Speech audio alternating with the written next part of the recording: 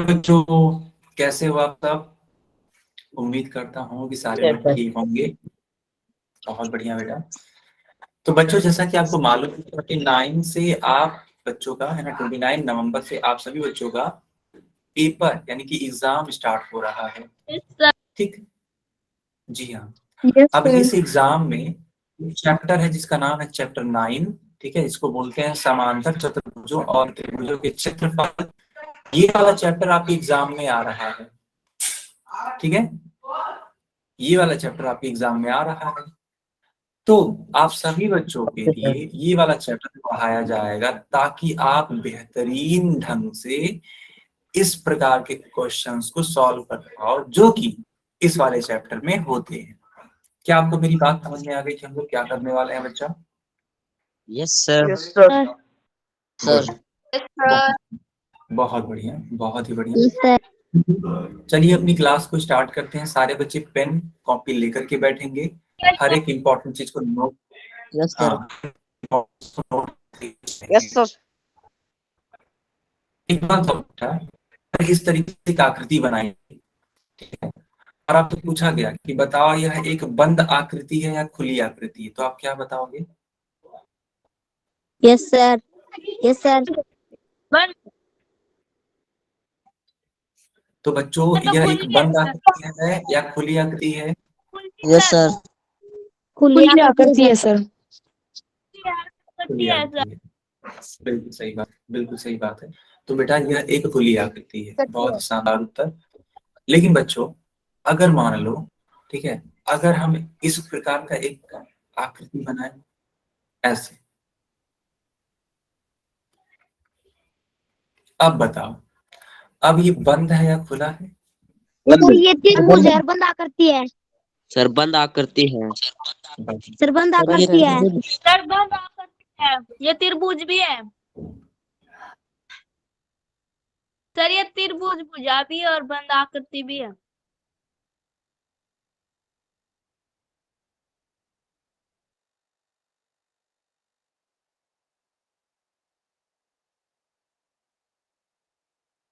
Sir आपकी आवाज नहीं आ रही। हेलो सर, आपकी आवाज। सर आवाज नहीं आ रही।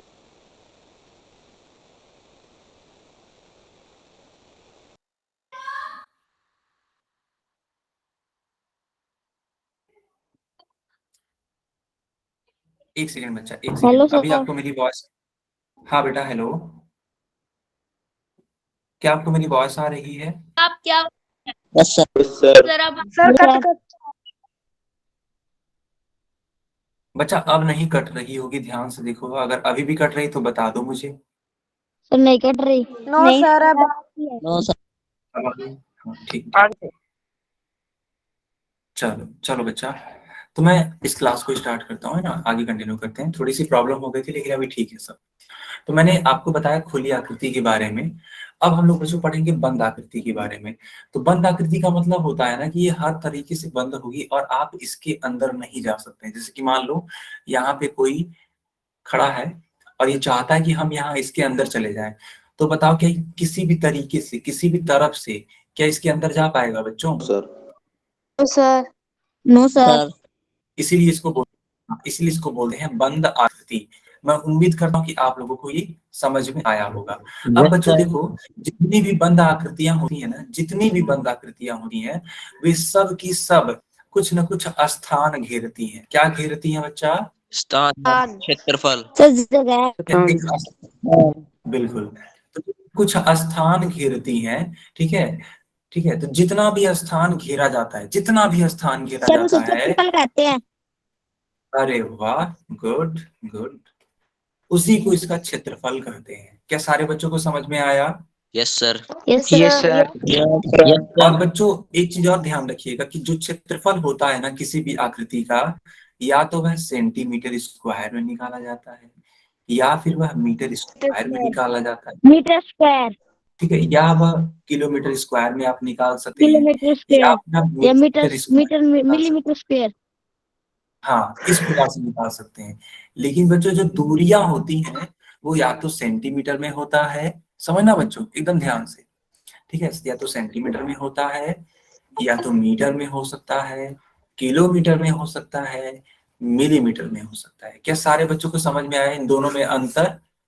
Yes sir. Yes sir. Yes sir. ठीक है, तो जो दूरियां होंगी, ठीक है बच्चा, जो दूरियां होंगी वह सेंटीमीटर, किलोमीटर, मीटर इस तरीके से होगा, और जो क्षेत्रफल होगा वो centimetre square, metre square, kilometre square, millimetre square इस तरीके की होंगी। और आप ये जो देख पा रहे हो ना, centimetre square, metre square, kilometre square, इन्हीं को बोलते हैं इनका मात्रक। तो ये सब किसके मात्रक है? तो बच्चों ये क्षेत्रफल के मात्रक है। किसके मात्रक है बच्चों? क्षेत्रफल की। क्षेत्रफल। क्षेत्रफल की। Good good. सर क्षेत्रफल। हाँ, देखो बच्चों यहाँ तक ना जानते हो क्षेत्रफल। हर एक बेसिक, ठीक है बिल्कुल, हर एक बेसिक चीज को कवर किया जाएगा, हर एक बेसिक चीज को, और हर एक एडवांस चीज को भी कवर किया जाएगा जो कि आपके एग्जाम के लिए इम्पोर्टेंट है। ठीक है, आपको जरूर हर एक चीज पढ़ाया जाएगा ताकि आप एग्जाम में बेहतर अंक प्राप्त कर सकें। ठीक है, इससे कोई भी प्रश्न आ जाए तो आप एग्जाम में इसको कर सके। ठीक है बच्चा? Yes sir. अध्याय है। ठीक है, हाँ बच्चों सर क्या बोल सेट रहे में तो 10। सर चैट में, सर सेट में तो 10वां चैप्टर आएगा। हाँ बेटा बिल्कुल सही बात है। तो देखो, तीसरा आ रहा है, 9वां आ रहा है, 10वां आ रहा है, 11वां भी आ रहा है आई थिंक, और 12वां भी कुछ बच्चे बता रहे थे। बताओ बेटा इनमें से वो कौन तो नहीं रहा। बारवा नहीं आएगा। इसमें कौन कौन सही है? बारहवां एक सेकंड बेटा, एक का सेकंड। पता नहीं है। आएगा। अब 12वां हम 10-11। मेरी बच्चों बात सुन लीजिए। 12वां Yes, हो sir. सकता है ना आए, 12वां हो सकता है ना आए, लेकिन क्या तीसरा, 9वां, 10वां और 11वां आ रहा है? Yes sir. Yes sir. ठीक से। सर 12 का नहीं आएगा। ठीक है, हाँ 12 नहीं आएगा कोई बात नहीं, क्योंकि देखो कुछ बच्चों ने बोला था 12 आएगा। ठीक है, वे गलत भी हो सकते हैं, कोई दिक्कत नहीं है। लेकिन अभी के लिए क्लास 9th के लिए चैप्टर नंबर 9 चल रहा है, तो आप इसको ध्यान से पढ़िए। ठीक है बच्चा, चलो अब बात करते हैं सर्वांग सम।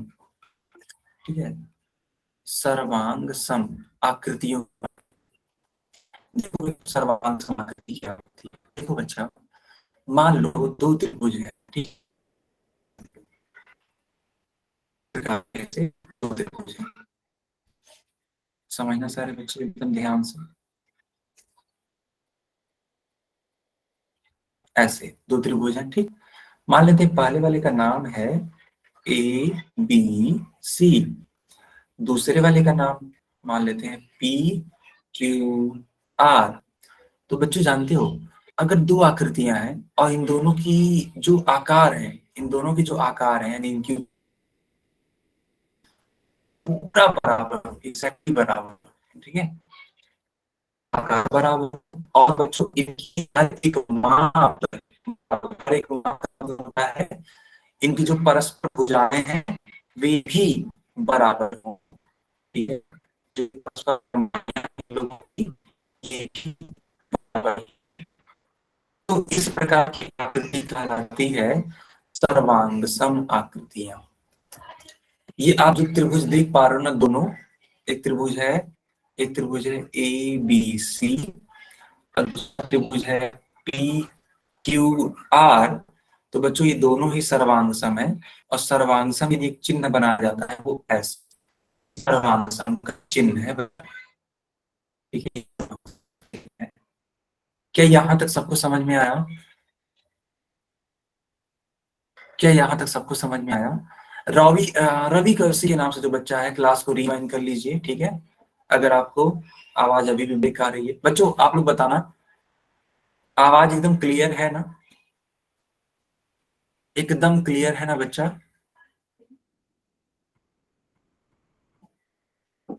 गुड बेटा, गुड। ठीक है, जिसको भी प्रॉब्लम है बेटा प्लीज आप क्लास को रिज्वाइन कर लीजिए। तो आपने सीखा सर्वांगसम आकृतियां। ठीक है, और ये दो आकृतियां सर्वांगसम कब होती हैं?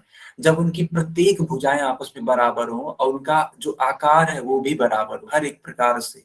ठीक है बच्चों, इसी क्रम में आप देखोगे कि जो इनके ये जो कोण है, ये भी आपस में बराबर होते हैं, ठीक है।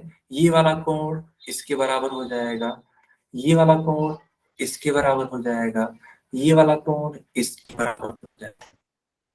आया समझ में कि नहीं आया, बताओ जल्दी से। आया समझ में बच्चा?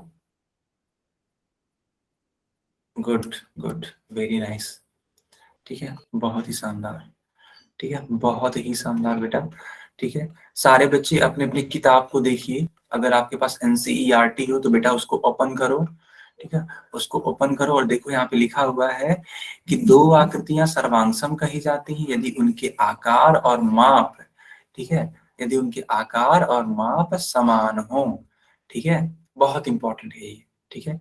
इसको आप अपने अपने नोट्स में नोट कर लो, ठीक है, नोट्स में नोट कर लो। ये जो मैंने आपको समझाया वही लिखा हुआ है। दो आकृतियां सर्वांगसम तभी होंगी जब उनका जो आकार है एकदम बराबर हो, और तो और उनका जो प्रत्येक भुजा का माप है वो भी बराबर हो।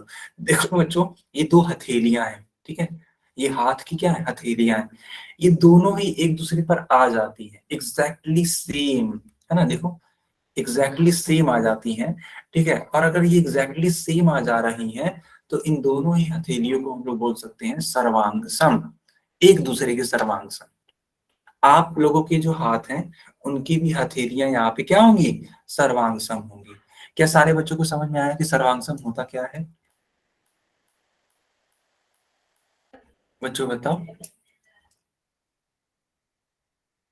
बहुत ही शानदार बेटा, बहुत ही शानदार, है ना। सारे बच्चे अपने अपने बुक्स को भी ओपन किए हुए रहिए, ठीक है, बिल्कुल, बहुत इंपॉर्टेंट है, बहुत ही ज्यादा इंपॉर्टेंट, ठीक। चलो अब देखो, इन्हीं पांचसम आकृतियों के आधार पे कुछ बातें की गई हैं। क्या है वो बातें, मैं आपको समझाता हूँ। देखो बेटा, अगर कोई दो आकृति सर्वांगसम है ना, जैसे मान लो, ठीक है, ये एक वर्ग है, ठीक है, मान लो ये एक वर्ग है और इसी प्रकार का एक दूसरा वर्ग है, इसी प्रकार का एक दूसरा क्या है, वर्ग है, ठीक। मान लेते हैं पहले वाले का नाम है ए बी सी डी, दूसरे वाले का नाम है मान लेते हैं, ठीक है, पी क्यू आर एस। तो जो वर्ग ए बी सी डी है ना बच्चा, ए बी सी डी, वह सर्वांगसम होगा, ठीक है, वर्ग पी क्यू आर एस से, ये दे रखा है, ठीक है बच्चों, ये दे रखा है, ठीक है, ओके, हाँ, ये दे रखा है कि क्या है ये है सर्वांगसम। ये दोनों आकृतियां, ये मान लो ये पहली वाली आकृति है, ये दूसरी वाली आकृति है। तो बच्चों जानते हो, अगर दो आकृतियां सर्वांगसम होती है तो क्या होता है बच्चों, अगर दो आकृतियां सर्वांगसम होती हैं तो उनके क्षेत्रफल भी बराबर होते हैं, यानी कि वर्ग ए बी सी डी का क्षेत्रफल, ठीक है बेटा, ए बी सी डी का क्षेत्रफल बराबर होगा, ठीक है, बराबर होगा वर्ग पी क्यू आर एस के क्षेत्रफल से, ठीक है।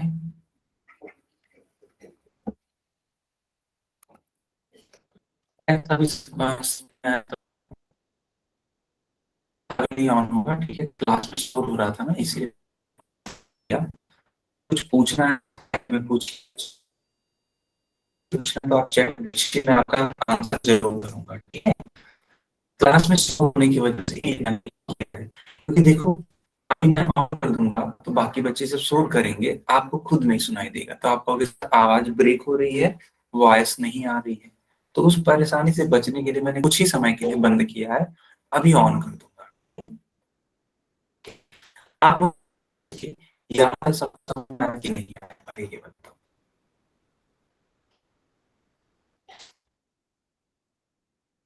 यहाँ तक सबको समझ में आया?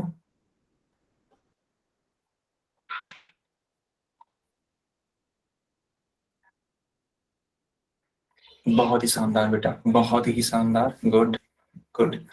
अब ध्यान से देखो, ध्यान से देखो बेटा, जो ये क्षेत्रफल होता है ना, क्षेत्रफल, इसको इंग्लिश में बोलते हैं, ठीक है, इंग्लिश में बोलते हैं एरिया, AREA, एरिया।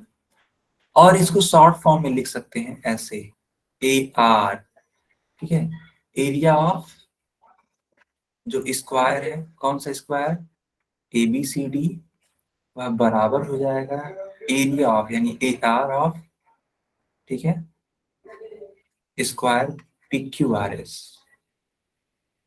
ऐसे आप चाहो तो इसको भी नोट कर लो। तो ये जो AR लिखा है ना, इसको, इससे आप लोग को घबराना नहीं है। इस AR का मतलब है, ठीक है, इस AR का मतलब है, ठीक है, एरिया, क्षेत्रफल, ठीक है। चलो अब मैं माइक ऑन कर देता हूँ, किसी को भी परेशानी होगा तो आप पूछ लीजिएगा, लेकिन अननेसेसरी माइक ऑन करिएगा, ठीक है बच्चा। सर सर्वांशम समान होता है ना? क्या हुआ बच्चा? सर्वांशम समान होता है। सर्वांशम समान होता है, हाँ, सर्वांशम का मतलब ये होता है एकदम एग्जैक्टली सेम चीज हो, एग्जैक्टली सेम चीज हो, ठीक है, एकदम सेम। जैसे मान लो, सपोज आप एक बात जैसे करना, ठीक, कि आपने हाथ, कान, आँख। हाँ बिल्कुल। जैसे मान लो आपने, है ना, एक बिस्किट खरीदा, ठीक है, मान लो आपने खरीदा एक बिस्किट ओरियो का, ठीक है, ठीक है, ओरियो कंपनी का एक बिस्किट खरीदा, मान लेते हैं बेटा, समझना बस और आप लोग, एक को करवा ली। ठीक है, इस तरीके से, मतलब एक ओरियो का पैकेट है, सेम ही प्राइस का आप एक और ओरियो का पैकेट खरीदो, सेम ही प्राइस का, तो क्या एग्जैक्टली सेम सर ये पैकिंग नहीं की सर्वांशम है। गई? सर ये हाँ, सर्वांशम है। एकदम नहीं, तो बताओ, ऐसा सर आवाज कट कट कर आ रही है।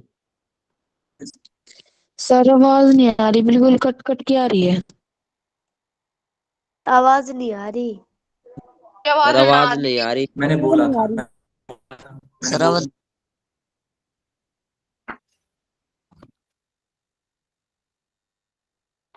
बच्चों, बच्चों अब बताओ क्या भी आवाज आ रही है, चैट में बताओ।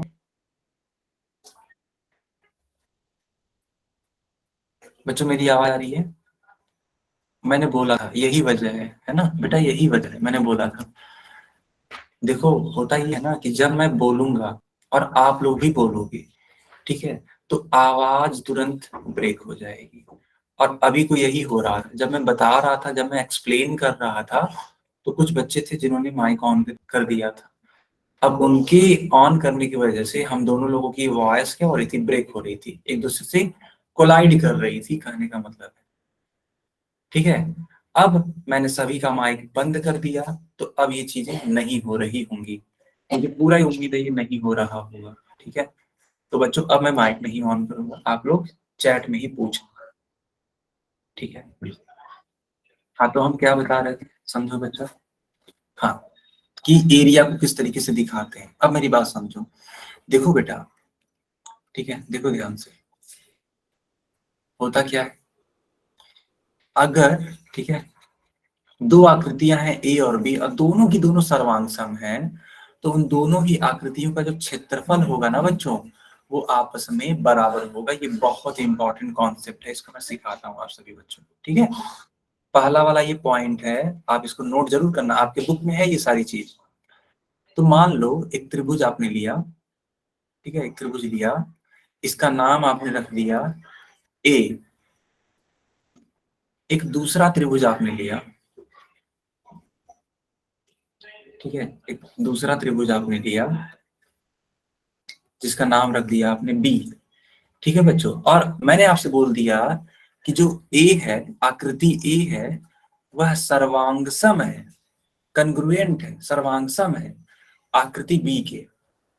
जो आकृति ए है वह सर्वांगसम किसके, आकृति बी के। तो पक्की बात है बच्चों, जो इस ए का, है ना, आकृति ए का जो क्षेत्रफल होगा एग्जैक्टली बराबर होगा, ठीक है, एग्जैक्टली बराबर होगा आकृति बी के क्षेत्रफल से। ठीक है, ये है आपका पहला पॉइंट। क्या सारे बच्चों को पहला पॉइंट क्लियर है?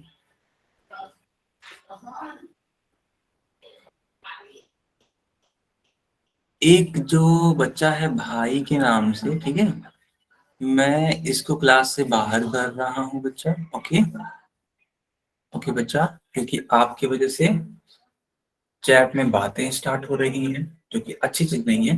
क्लास, ठीक है, क्लास डिस्टर्ब हो रही है ना बच्चा। ओके ठीक है, हाँ, माफिया भाई के नाम से जो भी बच्चा है, ये मैं क्लास से बाहर कर रहा हूँ, ठीक है। ओके, एक सेकेंड बच्चा, एक सेकेंड बस, क्योंकि देखो क्लास डिस्टर्ब नहीं होनी चाहिए, है ना, सारे बच्चे अच्छे से पढ़ाई करें। ओके बच्चा, चलो अब कोई भी डिस्टरबेंस नहीं होगी चैट बॉक्स में। चलो बच्चों, तो क्या आपने इसको नोट कर लिया? जल्दी से बताओ बेटा, नोट कर लिया यहाँ तक?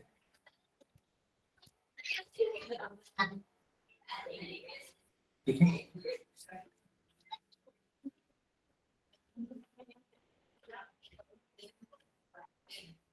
ठीक है, ओके ओके।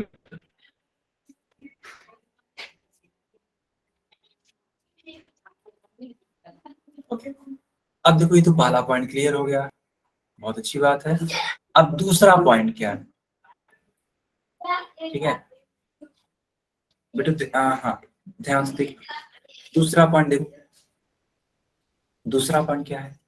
देखो दूसरे पॉइंट में लिखा गया है कि यदि एक आकृति टी द्वारा निर्मित क्षेत्र दो आकृतियों पी और क्यू द्वारा निर्मित अनातिव्यापी यानी कि नॉन ओवरलैपिंग तलीय क्षेत्रों से मिलकर बना है, तो एरिया ऑफ टी बराबर होता है area of P plus area of Q. ये क्या है मैं आपको समझाता हूँ बच्चा, ये दूसरा पॉइंट है, मैं आपको ये समझाता हूँ। जैसे मान लो एक आपने आयत बना दिया, ठीक है, इस तरीके से आपने एक आयत बना दिया और इस आयत को किसी भी तरीके से दो भागों में बांट दिया, चाहे आप बराबर बांटो या बराबर ना बांटो चलेगा, किसी भी तरीके से बांट दो, बस इसको दो पार्ट कर। मान लेते हैं, चलो इसको एबीसीडी का भी नाम नहीं देते हैं, ठीक है, छोड़ते हैं इसको, एबीसीडी भी नाम नहीं, मान लेते हैं, ठीक है। आपने इसका नाम दे दिया, छोटे वाले का नाम दे दिया कैपिटल पी, बड़े वाले का नाम दे दिया कैपिटल क्यू, ठीक है। और बच्चों ये जो ग्रीन कलर में, ठीक है, ये जो ग्रीन कलर में है इसको नाम दे दिया टी, ठीक है बच्चा।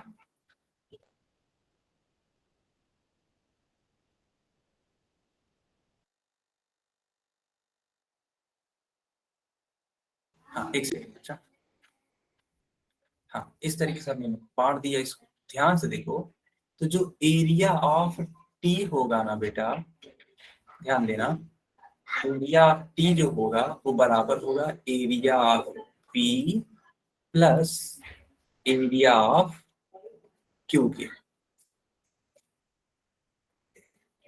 ठीक है। क्यों? क्योंकि आपको, है ना, आपको ध्यान देना पड़ेगा, ये दो भागों में बट गया है। एक ये जो छोटा वाला पार्ट है जिसको मैंने इस तरीके से शेडेड रीजन बना दिया, और दूसरा ये जो बड़ा वाला पार्ट है जिसको मैंने कुछ भी नहीं बनाया, ठीक है। तो अगर आप इस पूरे बड़े वाले आकृति का क्षेत्रफल निकालना चाहते हैं तो इसके लिए आपको ये छोटा वाला पार्ट जो कि पी है इसका क्षेत्रफल और इस बड़े वाले पार्ट जिसका नाम क्यू है, इन दोनों का क्षेत्रफल जोड़ोगे तब जाकर के टी वाले आकृति का क्षेत्रफल मिलेगा। यहाँ तक सबको समझ में आया?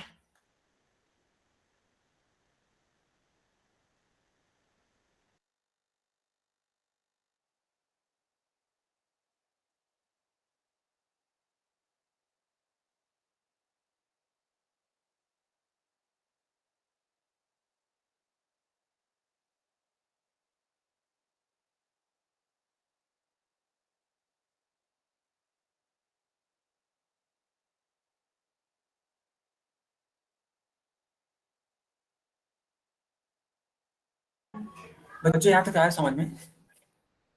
ठीक है, चलो बहुत बढ़िया, बहुत ही बढ़िया बेटा, बहुत ही शानदार, ठीक है।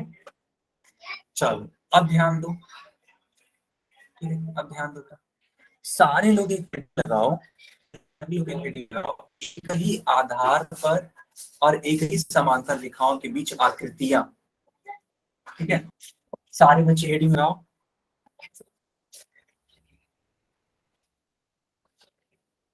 सारे के सारे बच्चे हेडिंग लगाओ बेटा। क्या सारे बच्चों ने हेडिंग लगा दिया? बेटा पोल में कुछ भी नहीं है ना, पोल में कुछ भी नहीं है, सिर्फ आपको है ना सीखना है, और ऐसा सीखना है जो आपके एग्जाम में आए। तो पोल में नहीं है अभी, बाद में होगा तो बताया जाएगा, ठीक है। चलो बहुत बढ़िया, बहुत ही बढ़िया। आई होप आपने ये हेडिंग लगा दी होगी। अब देखो ये हेडिंग क्या है, किस तरीके से इसको समझना होगा, मैं आपको सिखाता हूँ।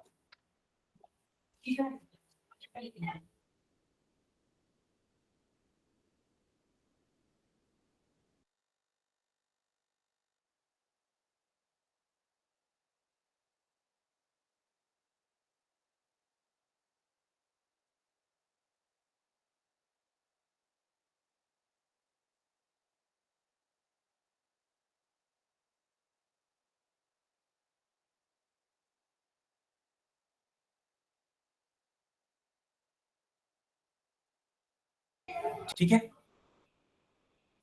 ओके बच्चा, अब ध्यान दो, मैं आपको क्या समझा रहा हूँ। देखो अगर एक ही आधार हो, ठीक है, एक ही आधार हो, या फिर इसको बोलते हैं कॉमन बेस, ठीक है, कॉमन बेस। कॉमन बेस क्या होता है सारे बच्चे समझेंगे। मान लो बेटा इस तरीके से एक आकृति बनाई गई, ठीक है, मान लो इस तरीके से एक आकृति बनाई गई, ऐसे एक त्रिभुज है, ठीक, इस तरीके से एक आकृति बनाई गई। अब इसी आकृति के लिए एक और आकृति बनाई गई, ऐसे ऐसे,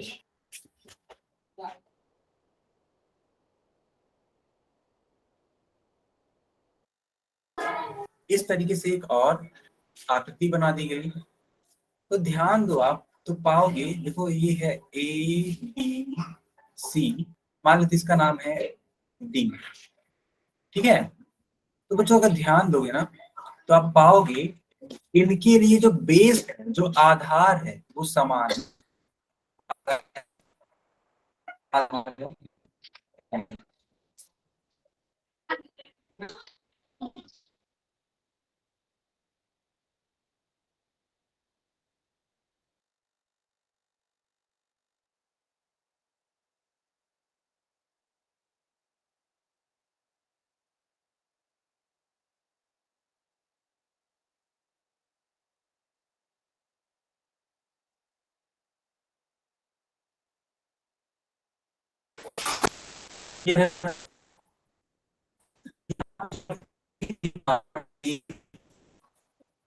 ये जो भुजा ए बी देख पा रहे हो,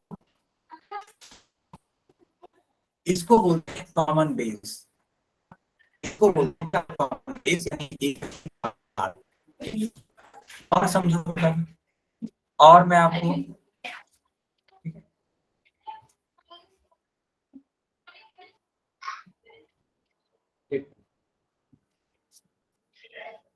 इस प्रकार से आप एक और आकृति बनाओ, और यहाँ पे ऐसे बना दो, ऐसे बना दो।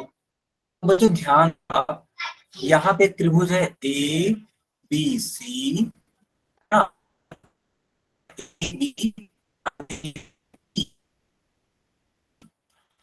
तो बच्चों इसके समान बेस है, समान बेस है, वो क्या है? वो है ए बी, वो क्या है बेटा? वो है ए बी। क्या अब आपको समान, एक सेकंड सर कट कट की आ रही है बच्चों, क्या मेरी आवाज क्लियर?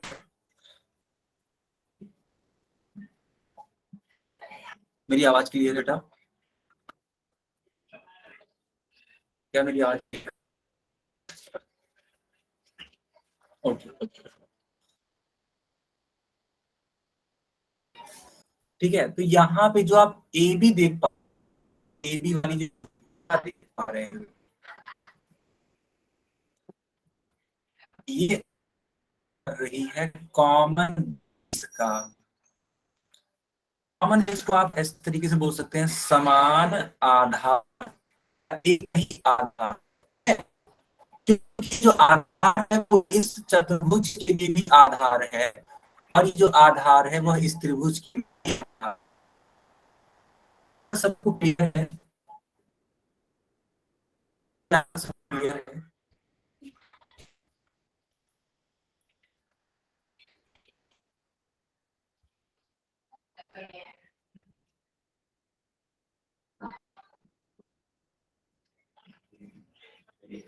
यहाँ तक सबको क्लियर है?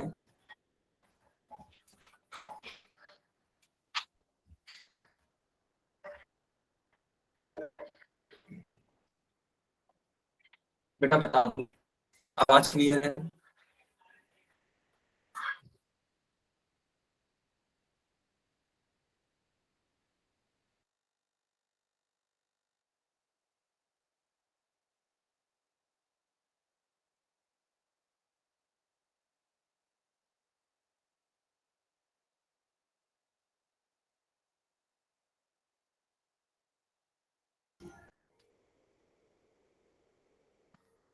कंफर्म करना जरा, कंफर्म करो, क्या मेरी आवाज आ रही है बेटा? आ रही है ना? हाँ ठीक ठीक, ओके। तो मैंने आपको ये कॉमन बेस बता दिया। कॉमन बेस का मतलब ही होता है कि वह दोनों लोगों के लिए कॉमन होगी, जो दोनों ही आकृतियां होंगी, ठीक है। एक आकृति मान लो ऐसे बनाई गई, मान लो दूसरी वाली आकृति ऐसे बना दी गई, तो ये जो आप रेखा देख पा रहे हो, जिसको मैं थोड़ा बोल्ड बना रहा हूँ, ये वाली जो रेखा आपने देखा, ठीक है, इस वाली रेखा का नाम ही क्या हो जाएगा? Common base. क्या यहाँ तक सबको समझ में आया कि नहीं आया? पहले ये बताओ, बच्चा बताओ, यहाँ तक सबको समझ में आया? क्लियर है ना? ठीक है।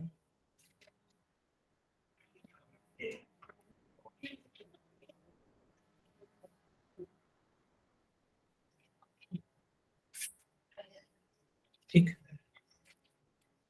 चलो बच्चों, बहुत बढ़िया, बहुत बढ़िया। ठीक बच्चों, एक और चीज आपको समझनी होगी, ठीक है। जैसे कि चलो एक एग्जाम्पल के थ्रू समझाते हैं। ये आप आकृति देख पा रहे हो, ये पहली वाली आकृति, ये वाली पहली वाली आकृति देख पा रहे हो बच्चा? तो इस पहली वाली आकृति में एक बात बताओ, यहाँ समान आधार या एक ही आधार कौन है? कॉमन बेस कौन है? कॉमन बेस कौन सी वाली भुजा है इस वाले चित्र के लिए? बच्चों बताओ, कॉमन बेस कौन सी वाली भुजा है इस वाले चित्र के लिए? बहुत ही शानदार बेटा, बहुत ही शानदार, डीसी। गुड बेटा, लाजवाब उत्तर आप लोगों का आया, गुड। देखो बेटा, डीसी जो है ना, डीसी, डीसी क्या है? ये समान क्या है? आधार है, कॉमन बेस है। किसके किसके लिए कॉमन बेस है? देखो एक चतुर्भुज है, इसको बोलते हैं समलंब चतुर्भुज, यानी कि ट्रेपेजियम बोलते हैं। यहाँ पे ट्रेपेजियम है ABCD, तो इसके लिए ये है। और ये सेम चीज है एक समांतर चतुर्भुज DCFE के लिए, ठीक है। इसीलिए डीसी का नाम होगा बच्चों कॉमन बेस, यानी समान आधार या एक ही आधार। सबको समझ में आ गया कि नहीं आ गया? आ गया, ठीक है। बहुत शानदार बच्चों, बहुत शानदार, ठीक है। अब कुछ और चीजों को सीखते हैं हम लोग, ठीक है। कुछ और चीजों को सीखते हैं जो कि हम लोग के लिए क्या है? बेहद इंपॉर्टेंट है, बेहद इंपॉर्टेंट। देखो बच्चा, आपने सीखा एक ही आधार, है ना, एक ही आधार। अब आपको सीखना है एक ही समांतर रेखाएं, एक ही समांतर रेखाएं। तो ये क्या होती हैं? आपने, है ना, आपने एक ही आधार सीख लिया, ठीक है बेटा। अब आप सीखेंगे एक ही समांतर रेखा है, समझना बच्चों, ठीक है। आखिर ये होता है, जैसे मान लो आपने एक आकृति बना दी, इस तरीके से एक आकृति बनाई ऐसे, यह एक समलंब चतुर्भुज ट्रेपेजियम है। और बेटा सेम आप एक और आकृति बना रहे हैं ऐसे,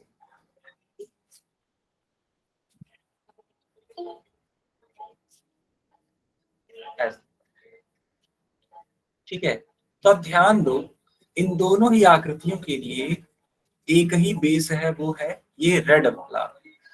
इस रेड वाले पे है ना बेटा, समझना ध्यान से, इसी रेड वाले पे है ना, इसी रेड वाले पे ये वाली चीज है, ध्यान दो आप लोग, ये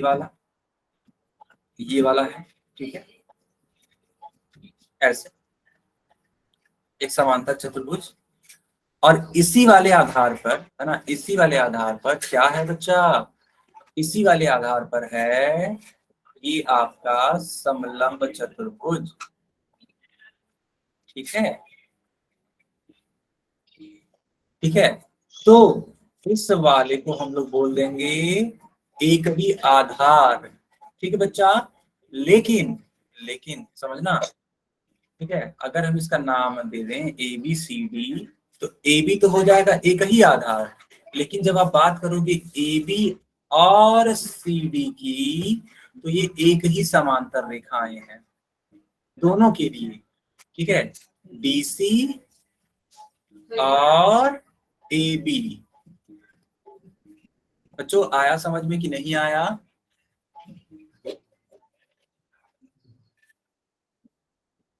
आया समझ में बेटा? तो ये जो A B and D C है, ठीक है, ए बी एंड है, ये क्या है, एक ही समांतर रेखाएं हैं। और जो ए बी वाली भुजा है वो एक ही आधार। आया समझ में?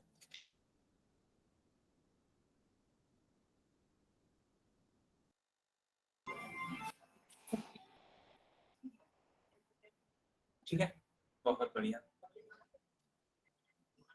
बहुत ही बढ़िया बेटा, बहुत ही शानदार।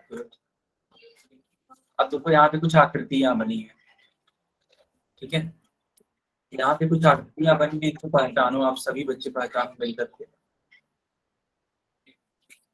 देखो ये जो पहली वाली आकृति है, इसमें आपको बताना है, ठीक है बेटा, इस वाले में बताना है आपको एक ही आधार कौन है, एक ही आधार, ठीक है। और आपको बताना है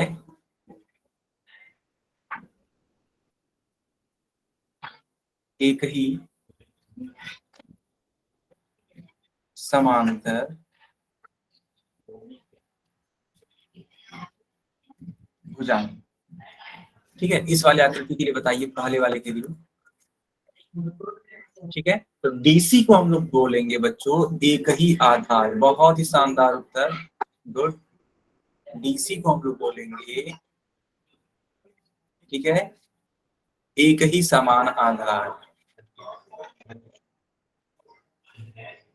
ठीक है बच्चा, बहुत ही शानदार, क्योंकि इसी डीसी पर ए बी सी डी एक आकृति है और इसी डीसी पर डीसी एफ ई एक आकृति है, दोनों आकृतियां हैं एक ही आधार पर।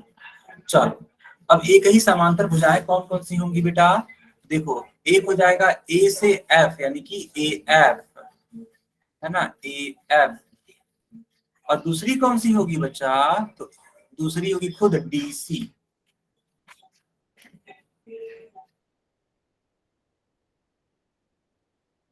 आया बच्चों समझ में कि नहीं आया?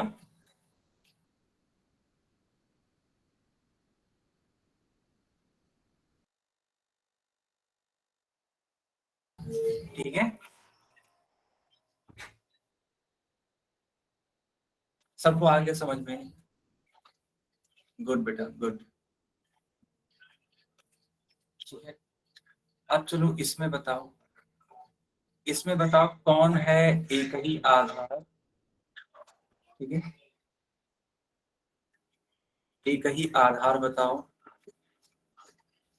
इस वाली आकृति के लिए, और इसी वाली आकृति के लिए बताओ एक ही समांतर रेखाएं, एक ही समांतर रेखाएं।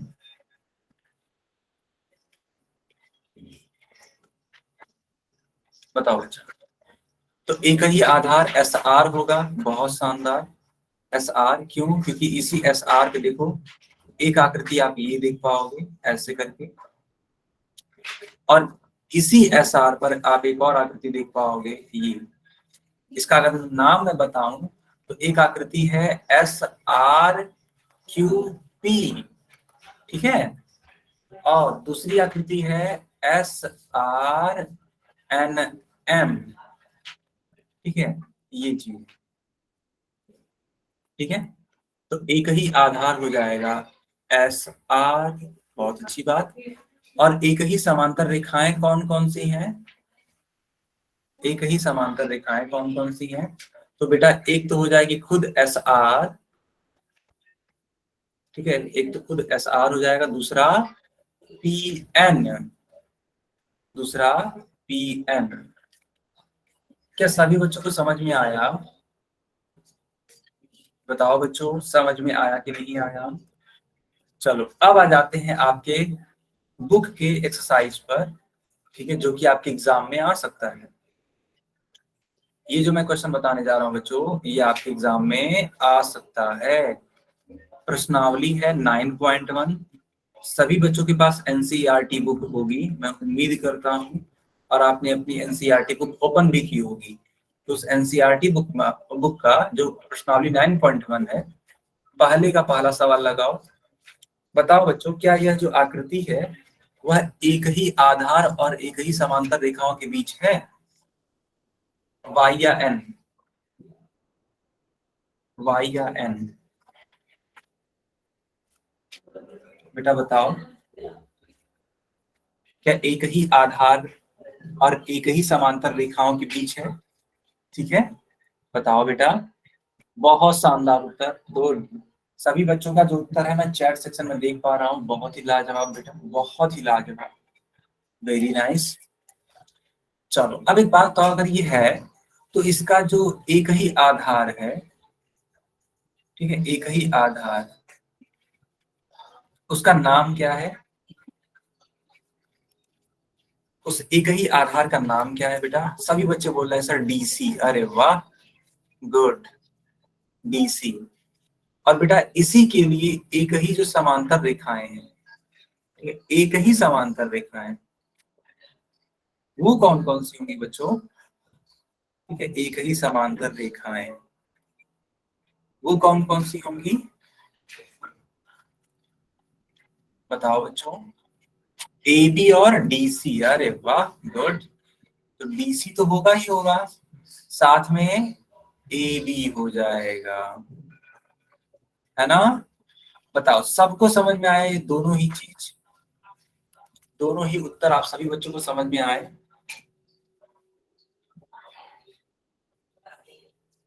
आगे बेटा।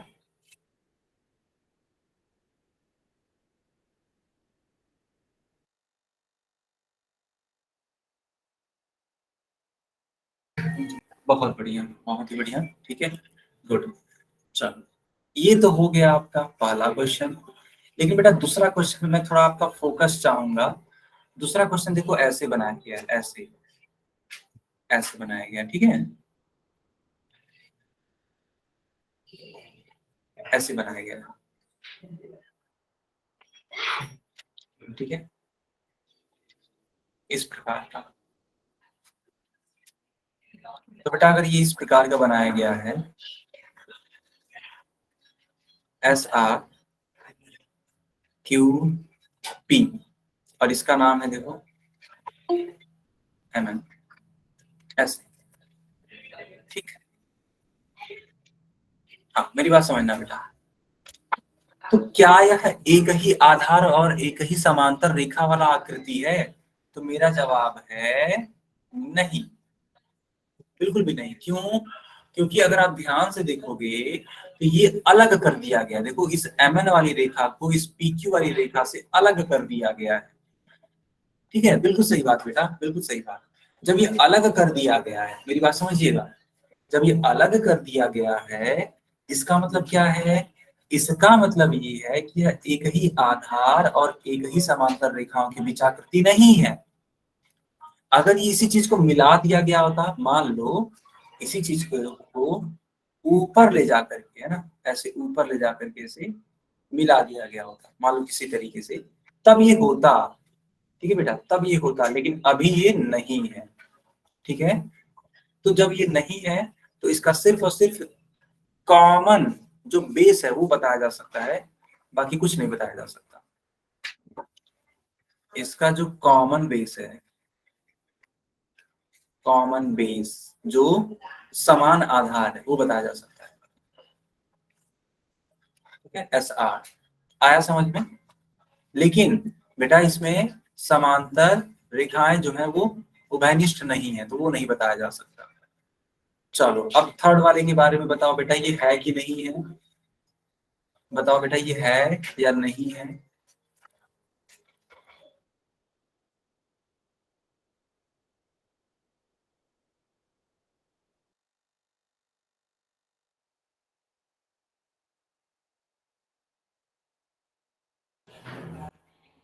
बताओ बच्चे ये है या नहीं है। बिल्कुल सही बेटा, ये है, ये है। क्यों है इसको देखना है ना, अगर आप अपनी बुक को रोटेट करोगे तब अच्छे से दिखेगा। जैसे मान लो ये आपकी बुक है, ठीक है, अगर आपने ये NCERT ओपन किया हुआ है, ठीक है, और ये वाला सवाल मान लो आपकी कॉपी में यहाँ बना है ऐसे,